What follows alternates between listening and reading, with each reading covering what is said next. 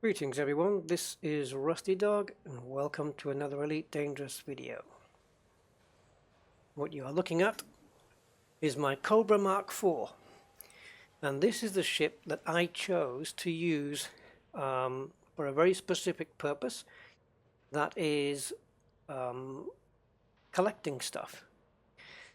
So this ship is basically used for picking stuff up out of USS's, such as degraded, encoded, high grade, combat aftermath, and so forth. It's not really for carrying cargo, and the way I've got this outfitted right now, I wouldn't advise it. Don't attract the attention of any pirates or anybody who might want to chase you down for your stuff, which would be pirates. So this is a ship that's going out collecting data and materials, and as they don't get stored in your cargo rack, you can stay under the radar and just keep out of trouble. Now, there's a downside. There always is. The Cobra MkIV is not available to everybody in the game.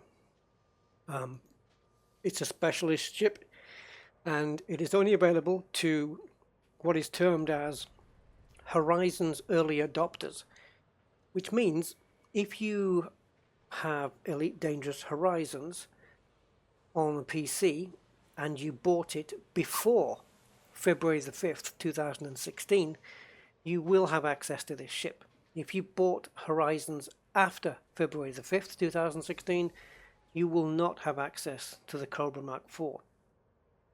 If you are on Xbox One and you bought Horizons before July the 30th, 2016, you will have access to this ship, and of course if you bought it after July the 30th, you will not.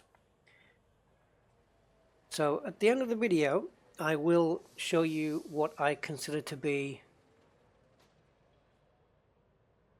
an alternative. Okay, I wouldn't say it was as good as this, but it will certainly get the job done. There ain't no question about it. So we'll pick up that at the end. Right, I'm just trying to find it. There it is. Okay, yeah.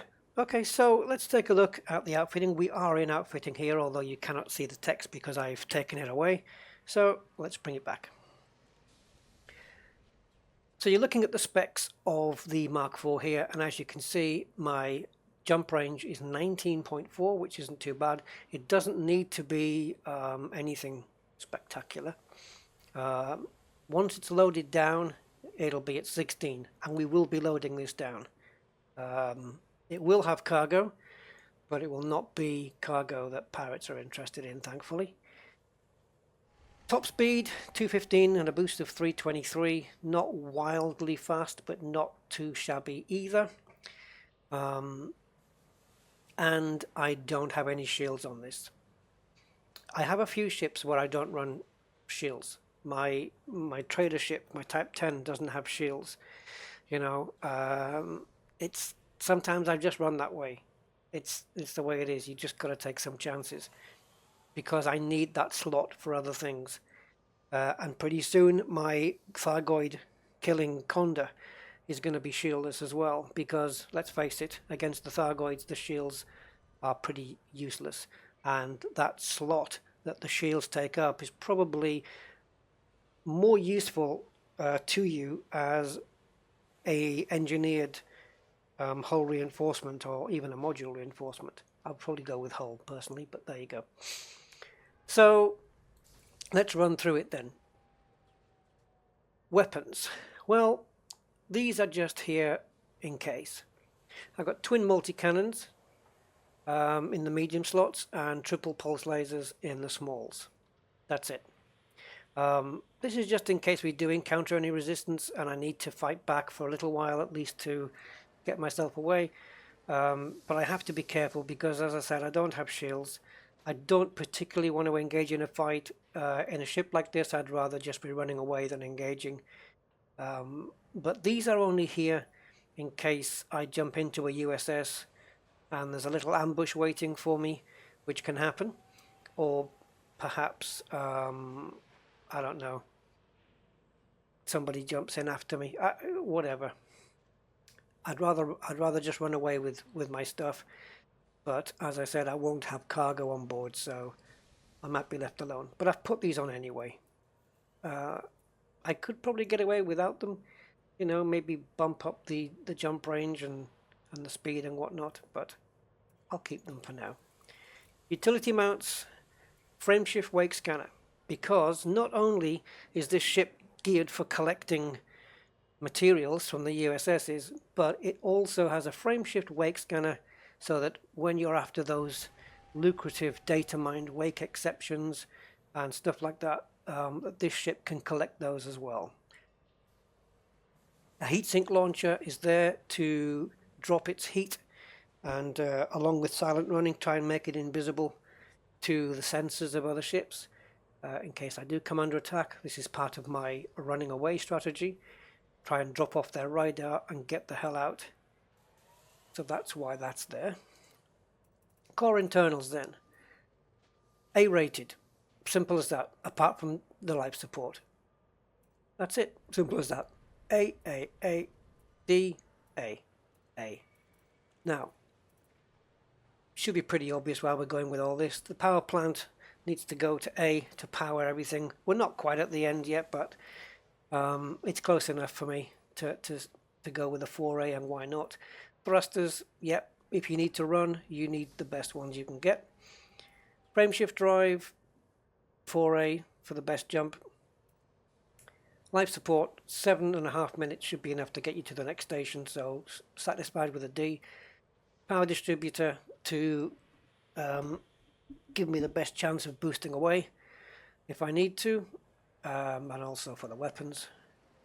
Sensors, I went with the A on this because they've got the longest range, and so any materials that I want to pick up, I can at least go 8 kilometers out and still not lose them off my radar. Optionals then, this is the all-important stuff, and this optional internals is specifically why I picked this ship above all the others. And it's because it has 8 internal compartments. 1, 2, 3, 4, 5, 6, 7, 8. Not counting this one. That doesn't get counted. So 8 internal compartments. And not only does it have 8, but they're all decent sizes. We got 4 4s here, 2 3s, and 2 2s. That's not bad. If you look at the internals of other ships, you have to start getting into big ships before you start getting something like this. This is pretty lucrative. So I have 4 cargo racks. Yes, 4. 48, no, sorry, 48. 64 tons of cargo, even though I won't be carrying any. Maybe I'll find something out there, like, I don't know, an occupied escape pod or something. I want to bring it back to the search and rescue people. But in the main, that's not going to be happening. So the cargo rack, of course, is for the collector limpets. We can stick 48 of them in there. We can go, sorry, why am I saying 48? I need to hide these 4s off the screen so I'm not getting confused here. Yes, we can put 64 limpets in here, weigh the ship right down, and because we're not picking up cargo, it doesn't matter that we fill up anyway, so that's fine. 2 collector limpets, class 3s. Collector limpets come in 3 sizes: class 1s, class 3s, and class 5s. There is no class 2s or class 4s. They don't exist. So if you've got internals with 4s and 2s, well, if you have 2s, you have to go with the 1s. And if you have 4s, you have to go with the 3s. But if you have 3s, then they slot in nicely. The advantage of this is you can get 2 active limpets out at one time, which means with 2 of them, if there's a lot of stuff scattered around, you can get 4 limpets out at the same time and just let it do the work for you. Fine. And with 64 limpets on board, you can be out in space collecting for quite a while. The fuel scoop is there. It's a very small one, but it's just in case I run out of fuel or I'm running out. At least I won't be calling the fuel rats anytime soon. It's just there. It's going to be slow. The scoop rate is 0.08, which is not quick. But if I happen to jump into a system or need to go quite a distance away, it'll get me out of trouble and could probably save my bacon. I could possibly replace this with an advanced discovery scanner. In fact, let me just take a look at that possibility. Stellar body scanners. Yep, I'm going to do that. As you can see, it does not affect your power. It's not affecting my jump range or my boost speed because it's 2 tons across the board. So yeah, I should have put that on. And that way we can scan an entire system in case we need to. I'm probably never going to use it, but it's there just in case. All right. The other good thing about the Cobra MkIV is the cost. They don't cost much.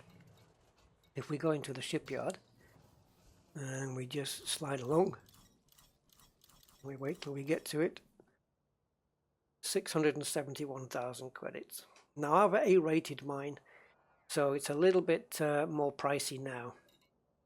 But should it get destroyed, well, the rebuy is 271,000, and I think I've got enough funds to cover that. So I'm okay. All right, I guess we should see it in action. First thing to do is to go into advanced maintenance, into the restock. Oh, let's fix this. I thought, yeah, this is probably from when it was out last time. Go into restock and we'll just get 64 limpets on board, just right to the end. And that will cost me 5,800 credits. Cargo hold at maximum capacity.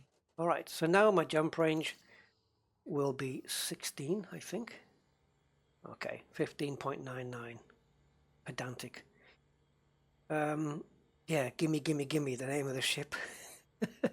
gimme, all of your materials and your data.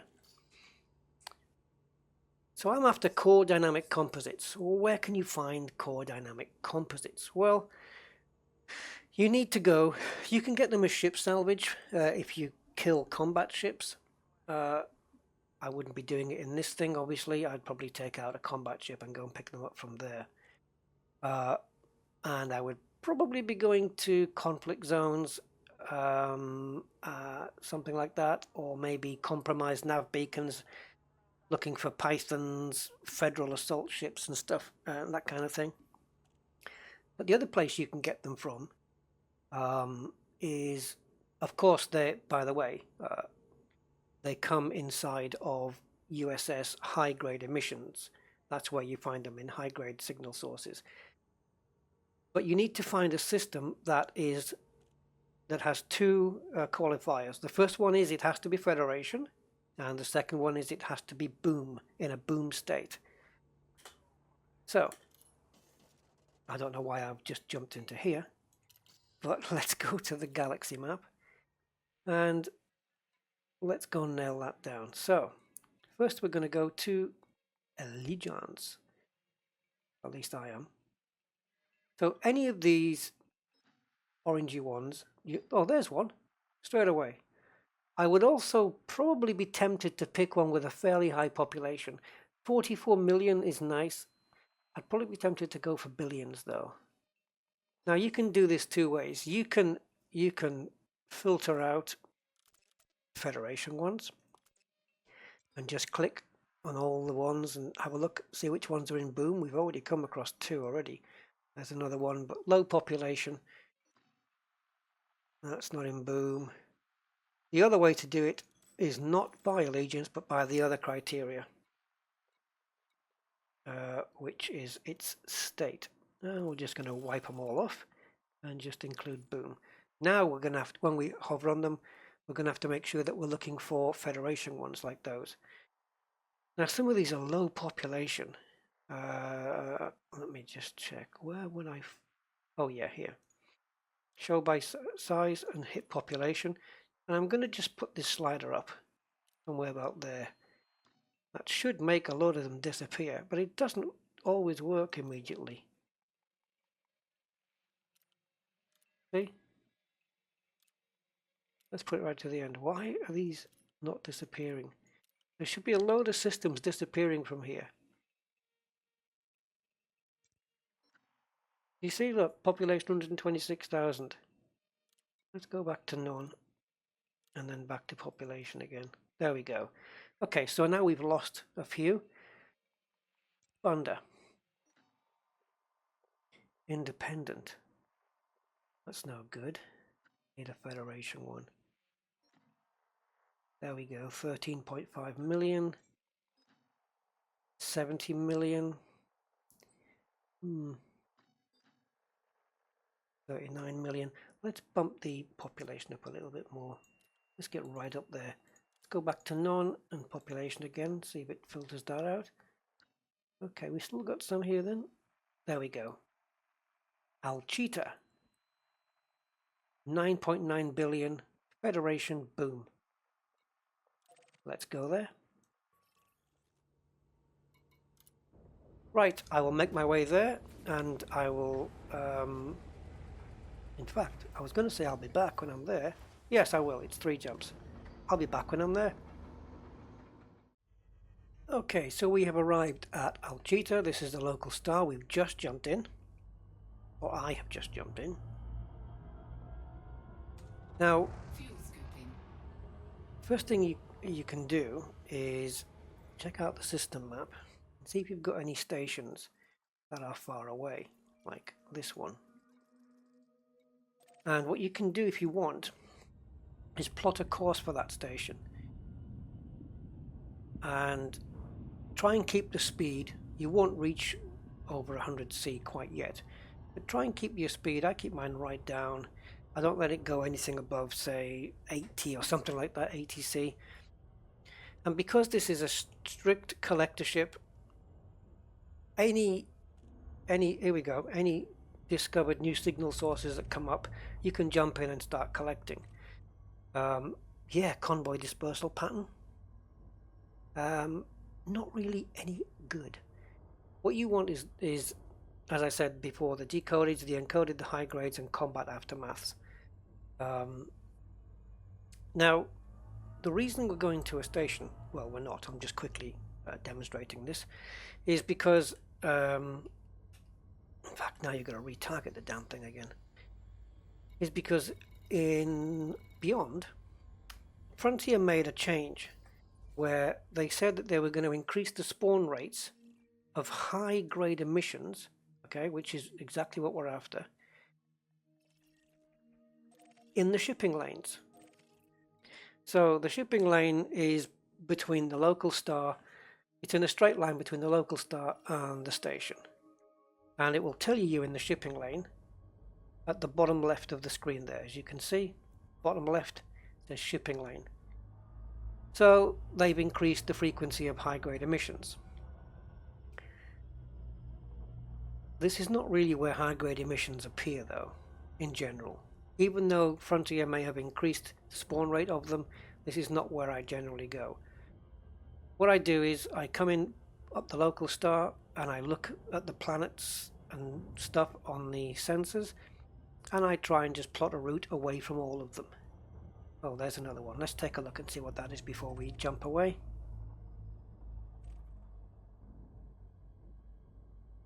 Right, on we go then. So, full power and just point away.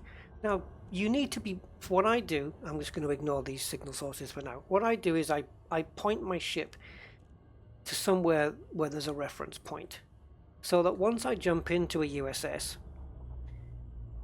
collect what I need or ignore it, and once I jump back out, I can carry on going in the same direction. That just avoids me having to double back, loop back on myself, or or do something silly. And what I tend to use is the Magellan clouds. If I can find the damn things. Tend to go up the galactic core.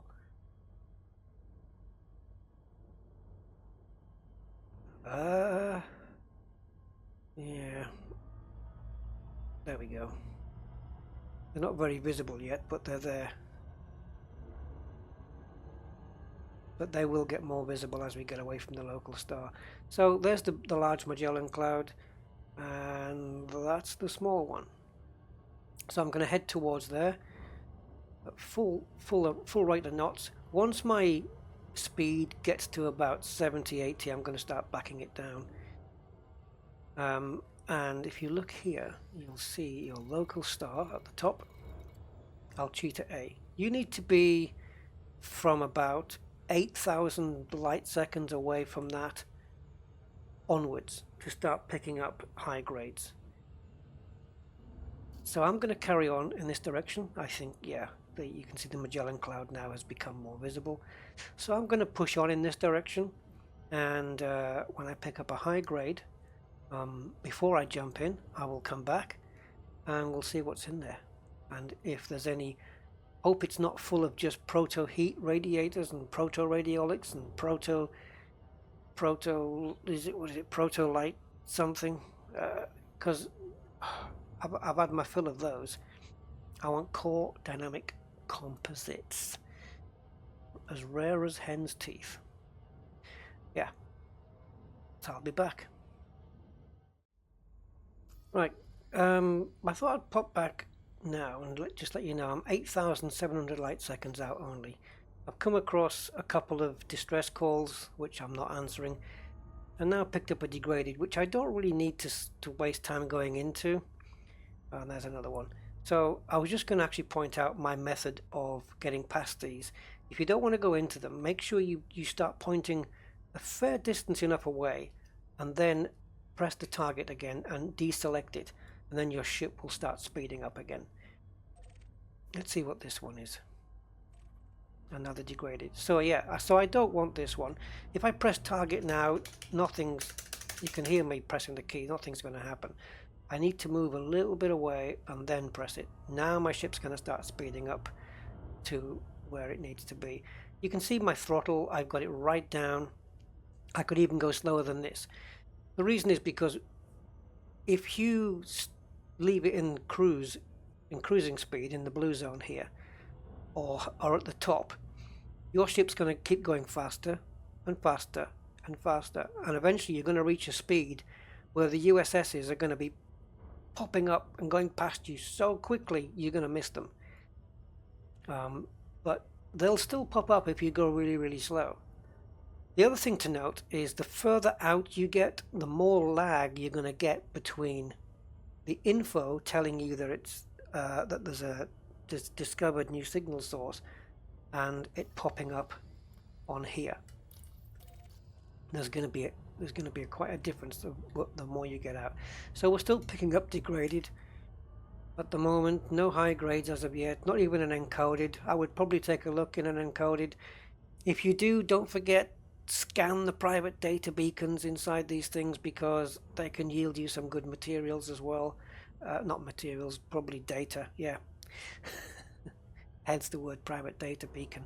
So yeah, and I believe it's not unknown for a private data beacon to give you data mined wake exceptions as well, which are very rare and very useful in engineering. So we're just going to press on a little way, and then I'm going to have to start editing this video, because you certainly don't want to see me sat here for an hour venturing out. I do keep monitoring here as well to see how far out we are. Once I'm at maybe 100,000 light seconds, I might even push it 120, 130,000. Then I'll start to turn around and come back towards the main star and see if I can pick anything up on the way back. And The good thing is, because we're not heading towards a station or a planet or a star or anything like that, you can just, I'm just going to reduce my speed a little, give it to about 50. You can just go into this screen and just sit here if you really wanted to, and just let the ship fly. And the moment you see a USS there, just kill your throttle, target the damn thing, and hope it's what you're after. But thankfully, the info panel does tell us when one pops up. And again, like I said, I'm pointing towards the Large Magellan Cloud as a frame of reference. You can pick out what you want if you can find something else. So kill the throttle so that we don't overrun it if it's what we want. Oh, another one. There's so many degraded on target. Don't forget to untarget. Don't leave it targeted, because then your ship's going to be running really slow and it's not going to be getting you anywhere very fast until you untarget the thing. So this is now just the waiting game. I wouldn't call this grindy, because this isn't the grindy bit, because you don't have to do anything, but it is time consuming. And to think I've got to find 55 of these, probably more. You know, I at least need 70 core dynamics in order to redo the hull reinforcements of my Goid Conda, because I have, I think, 10 to do, and I need 7 grade 5 rolls on each to get to the top. So yeah, I'm looking at picking up 70 of these. Right, throttle down, select. Yes, sir. Okay, now we can throttle up to cruising speed. Good thing about high grades is if another USS pops up while I'm heading towards this one wins, because there's nothing better. If you're looking for something in encoded and a high grade pops up, it depends how desperate you are, but maybe consider jumping in, because you get some lucrative stuff in here. And I hope this isn't like Sol. I went to Sol last time and all I could find was proto heat radiators. That would make a good t-shirt. Yeah, I went to Sol and all I got was proto heat radiators. Let's see what Frontier has in store for us in here. Core dynamics. There's other stuff you can pick up in these same circumstances by finding a Federation boom system. It's not just core dynamics. If there's 3 in here, I'll pick up 9, obviously. So I'm just going to let the ship roll on throttle for a while, just to get a little bit closer, and then I'm going to throttle down after a few seconds. So let's take a look at what we have. Well, we got 2, and we got 2 proprietaries. And of course, because we're jumping into these, they do not degrade, so you've got all the time in the world to pick them up. Now, there's only 4, which is pretty much the amount you're going to find in high grades. So in this case, as there's only 4, I don't need to waste a limpet to go and get them, because I can pick up 4 of these manually quite easily. I am going to pick up the proprietaries as well. If I lock one, it tells me how many I have in my inventory. I've got 37 of those. As you can see on the right hand side, it tells me, oh, yeah, here. Oops, I'm sorry. There we go. At the bottom left. Material, proprietary composites, inventory 37, which is still visible when you jump to the left panel, which is good. And the cores, I've only got 15. Okay, so we're 301 meters away. For the purpose of the video, I'm going to let out the limpets. So I'm going to get close to them so the limpet doesn't have to travel very far. And I'm going to go belly up. And then we're going to open the chute. I don't need the weapons. Now, as you can see, I have collectors on primary and secondary, so I can fire 1 collector out with the primary, or 2 if I chose, and 1 with the secondary if I so desired. In this case, I think I only need the 1, so we're going to fire the primary guy out. Programming limpet drone. And let's have a pop outside and watch him do his stuff. There he goes. And oh, by the way, I may have already done this, but Collector limpet expired. yeah, that was my fault. Before you send out a limpet, make sure you don't have any of these things targeted. Because if you target one, it will only bring back that one, and it will consider its job done. And that's it.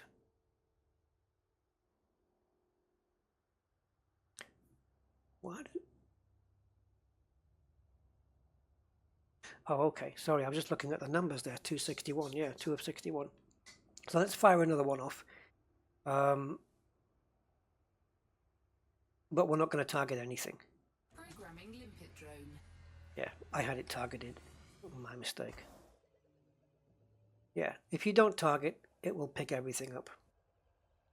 I don't know why it has to go all that way up. I mean, where is it going? I don't know where my... I start to wonder where my cargo bay is. There's the next one. Just track it.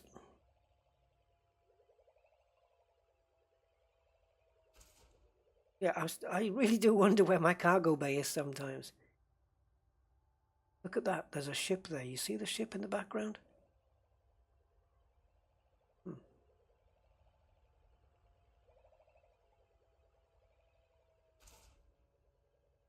Okay, it's sat there, job done. Now we have to jump out because we've got everything and we are going to lose that limpet.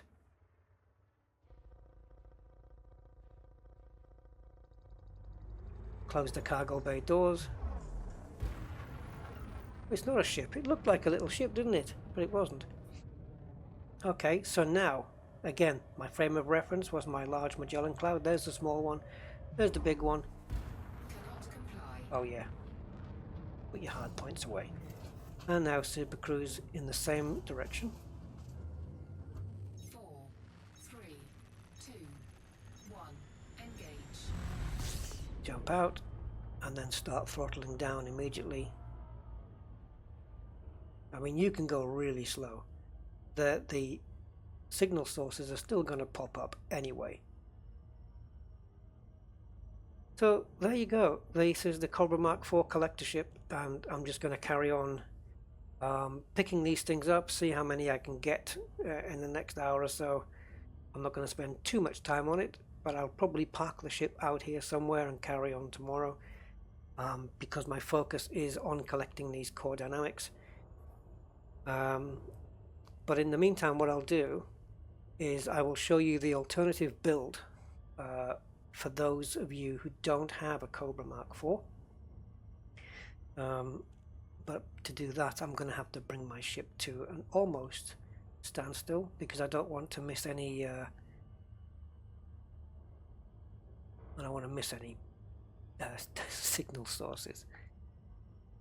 Actually, in fact, I can transition and still play the game. Yes, I can. So this is the build then. So I chose the keelback because this was the ship that I nearly got until I discovered the Cobra MkIV. It's not as good, but it's viable. Again, it is a shieldless build, no shields. So if you're not comfortable with that, you might want to stick some shields on in the class 5 slot, but then you're going to have to only carry 32 limpets instead of 64. That is your choice. But if you don't have access to the Cobra MkIV, you might want to take a look at the keelback, another ship I never thought I'd find a use for. But this is similarly built in that it has hard points. It has three utility slots where the Cobra MkIV's only got the 2. So I put 2 heatsink launchers in there, and of course the frame shift wake scanner. You've got your multi cannons. In fact, I made a mistake on this build. Hold on. There we go. So twin multi cannons. I've gone for gimbals. You go with what you're happy with. You may be happy without weapons. So you want to be A-rating everything. Not quite completed this, have I? There we go. Yeah. This is what you want. Alright, so I will leave you guys with that. Of course, there are other ships that you may find that will fulfill the need. Probably a Python if you can afford it, why not? Yeah. So I will leave you guys with that, as I've picked up another USS, and it is a degraded. Oh dear. I could pop in, pick the stuff up in there, I suppose, but I have no real need for it. And it's just time wasting to do that. Okay guys, that's it for this one. Hope you enjoyed it, and hope you found some of it useful, and I will catch you next time. Bye bye for now.